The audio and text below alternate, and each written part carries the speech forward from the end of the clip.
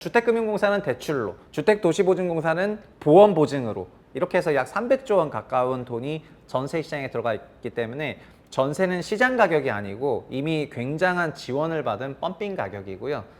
결국 금리 차에 따라서 다르겠지만은 적게는 30%에서 최대는 60% 이상 전세는 고평가가 되어 있는 그런 상황입니다. 전세가 고평가가 되어 있는 그런 상황에서 전세 낀 갭매수가 용이해진 것이 안녕하세요, 최부심입니다. 6.27 대책부터 앞으로 5년 동안 이재명 정부가 낼 부동산 대책 그리고 자산과 관련한 여러 가지 대책들을 총망라하는 온라인 세미나를 열어볼까 합니다. 7월 21일 밤 9시에 열 예정이고요. 그리고 이 세미나에서는 현 정부가 지금까지 냈던 정책 그리고 앞으로 낼 대책들을 종합적으로 시나리오별로 생각을 해보면서 어떻게 내가 대응 전략을 갖고 가야 될지에 대해서 짚어보는 자리를 가졌습니다. 사실 개별 정책에 대한 해설은 누구나 할 수 있는데요. 현 정부의 여러 가지 정책들은 일관되게 한 방향을 가리키고 있다고 생각이 되거든요. 그것은 바로 머니 무브로 대표되는 돈의 흐름을 바꾸려고 하는 종합적인 대책이라고 할 수가 있겠습니다. 그러나 이 대책이 성공할지 실패할지에 대해서 그리고 앞으로 어떤 방식의 어떤 내용들을 내면서 대책을 낼지는 좀 더 지켜봐야 하겠지만 미리 어떤 것들이 나올지 짚어보고 그에 따른 대응 전략을 수립하는 것은 굉장히 중요하다고 할 수 있을 것 같습니다.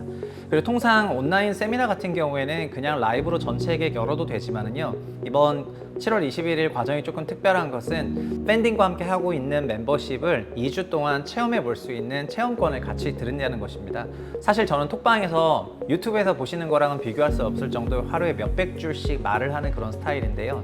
여러 가지 정책의 Q&A도 되지만 부동산뿐만 아니라 주식이든 다른 자산이든 여러 가지 자산 배분이든 그리고 글로벌한 여러 가지 거시 경제 상황이든 여러 가지 주제들에 대해서 질문이 나올 때마다 굉장히 성실하게 대답을 하다 보니까 카톡방에 몇백 개의 톡이 쌓여 있는 그런 형태의 커뮤니티를 구축하고 운영을 하고 있습니다. 그래서 7월 21일 과정을 신청하신 분들에게는 2주에 한정해서 해당 방을 경험해 볼 수 있는 그런 2주간의 경험치 쿠폰도 같이 드릴 예정이기 때문에 지금 아래 댓글에 있는 주소를 보시고 내용을 살펴보신 다음에 많은 신청해 주시면 감사하겠습니다. 7월 21일 밤 9시에 뵙겠습니다. 감사합니다. 안녕하세요, 최부심입니다.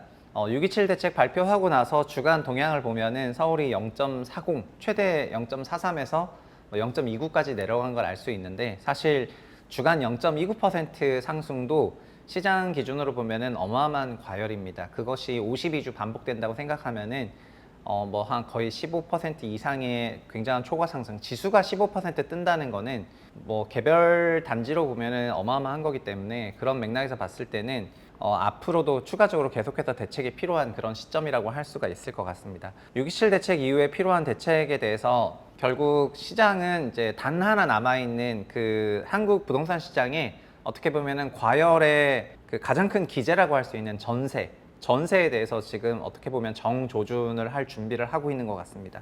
근본적으로 주택 수요는 두 개로 구성이 되는데 한국에서는 대출을 받고 집을 사는 실수요 그리고 전세를 끼고 집을 사는 투자 수요로 나눌 수가 있습니다. 전세 끼고 집 샀다가 나중에 들어갈 건데 저도 실수요예요 이렇게 얘기할 수 있는데 그렇게 들어가서 대출을 받으시면 실수요죠. 근데 현재 전세 끼고 샀다면은 먼저 투자 목적으로 산 거와 같아요. 근데 그 사람의 근본적인 그 마음속 깊숙이를 볼 필요 없이 그냥 겉으로 드러난 현상을 보시면 되거든요.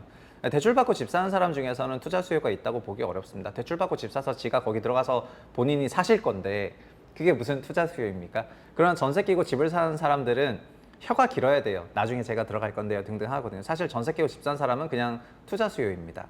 그래서 자금조달계획서가 2017년 파리부동산 대책을 발표하면서 처음 등장을 했죠. 9월 7일에 등장을 했고 자조서를 그 이후에 저만큼 열심히 본 사람이 아마 없다고 저는 생각을 하고 있습니다. 자금조달계획서는 초창기 이거는 국토부 내부 자료고 외부는 볼 수 없기 때문에 저는 이거를 볼 때마다 국토위의 자문회의를 어떻게 한번 가면은 그 의원이 부탁하는 형태로 그런 방식으로 해가지고 몇 번 구했었었는데 근데 먼저 공개해 준 경우도 있었습니다. 그래서 과거 한나라당 김상훈 의원실이 맨 먼저 공개를 해준 것을 토대로 저도 그냥 밖에 있을 때 봤는데 거기서 전세 낀 갭매수 비중이 서울의 구별로 나타났었고 월간으로 그래서 주택가격 앙등 때 갭투자 비중도 늘어나고 그냥 주택시장 정상화 땐 갭투자 비중도 내려가는 게 3년 동안 월 단위로 완전히 일치하게 나왔었기 때문에 그래서 역시 전세긴 갭매수 같은 투자 수요가 시장에 들어오면 시장 가격이 올라가는구나라는 생각을 했고요. 그거는 지금 현재 국토부 관료들이라든가 아니면 부동산 시장을 보는 사람, 심지어 문재인 정부 인사들조차도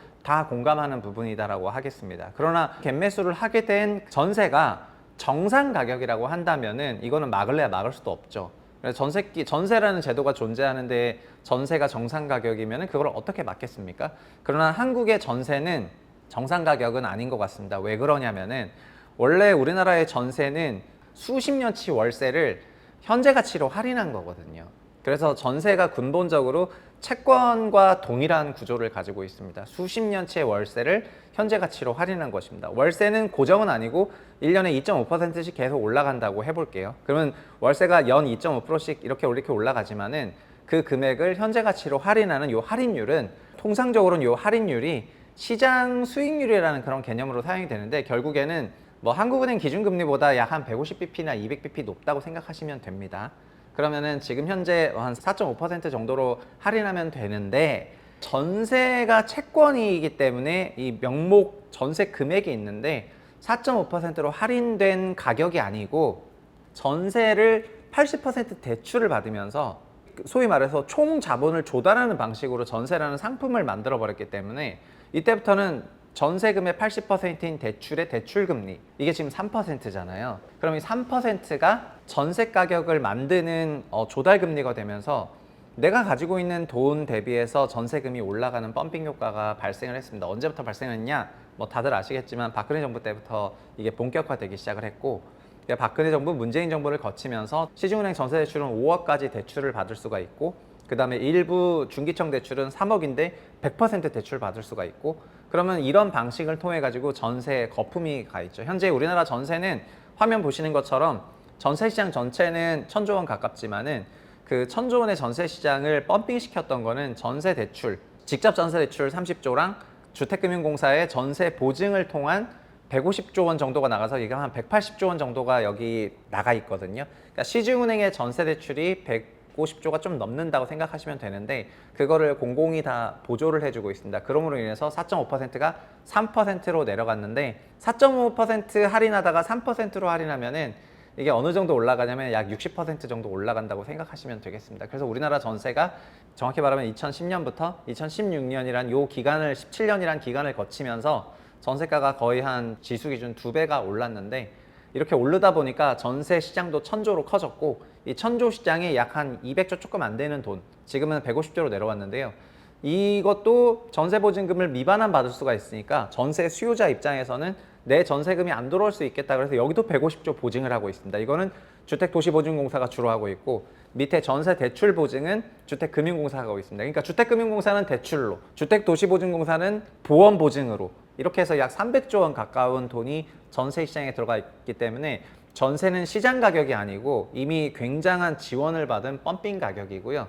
제가 생각할 때는 결국 금리 차에 따라서 다르겠지만은 적게는 30%에서 최대는 60% 이상 전세는 고평가가 되어 있는 그런 상황입니다.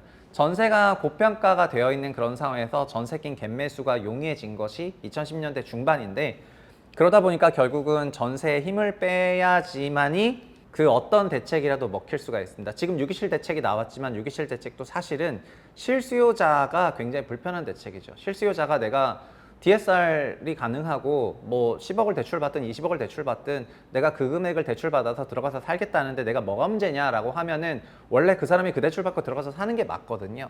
그런데 지금 627 대책으로 주택가에 올랐던 지역에 강남구든 토어제를 푸니까 40% 있던 갭률이 60%까지 치솟았고 그다음 마포나 성동이나 이런 데는 원래 40% 언더였다가 50, 60까지 올라가니까 결국 갭 투자자들이 쓸고 가면은 거기를 해당 지역에 거주하던 실수요자들이 높은 대출을 받으면서 따라가는 구조가 되거든요.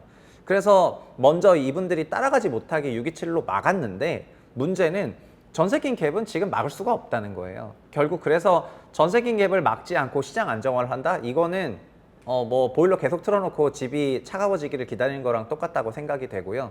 결국 보일러를 꺼야 되는데 그 보일러가 전세에 들어간 유동성이라고 할 수가 있겠습니다. 바깥쪽에서는 전부 전세를 정조준하고 있는데 문재인 정부 때는 전세에 대해서 힘을 빼는 작업을 하지 않았죠. 왜냐하면 전세는 서민 주거였기 때문에 갑자기 부동산 시장 안정화를 추구하는 입장에서 정치적인 해석을 했습니다. 이게 서민 주거고 우리 주 지지층이 서민 계층이니까 우리 지지층이 피해 볼 일을 할 수 없다라고 하면서 부동산을 정치로 묶어버렸죠. 부동산을 정치로 묶으면서 이 시장이 안정화가 될 수가 없는 구조였고요. 전세킹 갭매수가 내내 문재인 정부 5년을 따라갔다고 할 수 있겠습니다. 이재명 정부도 똑같은데요. 6.27 대책을 내서 시장 안정화 바로 한 큐에 된다? 그럴 일이 없습니다. 애초에 90%의 주택은 아무 해당 사항 없기 때문이고 90% 이하, 즉 14억 4천만 원 이하 시장에서라도 언제든지 전세킹 갭매수가 일어나면 그 시장이 과열되는 가능성은 항상 열려 있거든요. 결국에는 전세에 힘을 빼야 된다라는 것이 저를 포함한 많은 민간 쪽 사이드랑 그동안 학습 효과가 있었던 쪽의 얘기라고 생각이 되고요. 새 정부가 어떤 정책을 펼지는 이제 지켜봐야 되죠. 국토부 장관도 다 인선됐고 어쨌든 대통령실도 이제 진용이 갖춰져 있으니까요. 그러나 향후 5년 동안 부동산에 안 끌려가고 싶다면은 그리고 부동산에서 주식으로 돈을 넘기고 싶은데 전세가 있다면은 높은 레버리지가 계속 유지가 되고 있기 때문에 부동산이 3%만 올라도 그냥 70% 전세가율이 된다면은 이미 그걸로 10% 수익률이라는 거랑 마찬가지이기 때문에 자기 자본 수익률로 주식으로 10%를 주기 위해서는 말도 안 되는 초과 성장을 해야 되거든요. 그러니까 이렇게 기울어진 운동장에서 힘든 싸움을 해야 되는 그런 입장에서 전세를 그대로 놔둘 수가 없다 이렇게 생각이 되고요. 6.27의 후속 대책은 결국은 전세에 힘을 빼는 대책이 체계적으로 나와야 된다. 뭐 전세 대출에 DSR 적용하는 부분, 이거는 금융위가 발표했던 거니까 이거 포함해가지고 전세 보증을 축소시키는 부분이요. 전세 보험이야. 보험은 주택도시보증공사가 축소시키고 싶어서 시킨 게 아니라 지금 망해가니까 축소시키고 있긴 하지만은 주택금융공사가 전세 대출에 그냥 사실상 100% 보증해주는 이런 금융적인 부분의 정책을 금융부처가 내야 될 때가 된 것 같습니다. 사실 전세 시장 키운 것도 다 금융부처가 키운 거고 전세 시장에 문제가 많아지다 보니까 국토부가 디펜스 서고 있는데 애초에 국토부가 디펜스 서다가 주택도시보증공사 지금 망하기 직전이잖아요. 지난 3년간 마이너스 8조 정도 났으니까. 그래서 이런 상황이라면은 사실 그 돈으로 한 번 더 추경해도 될 정도야. 저희 재난지원금이라든가 민생지원금을 한 번 더 정도도 될 수 있는 그런 금액이고 피해자도 이렇게 어마어마한데 전세 계속 살려둬서는 안 되겠죠. 그래서 전세 힘 빼는 대책이 나오기를 기대하겠습니다. 댓글로 많은 의견 담아주시면 좋겠습니다. 감사합니다.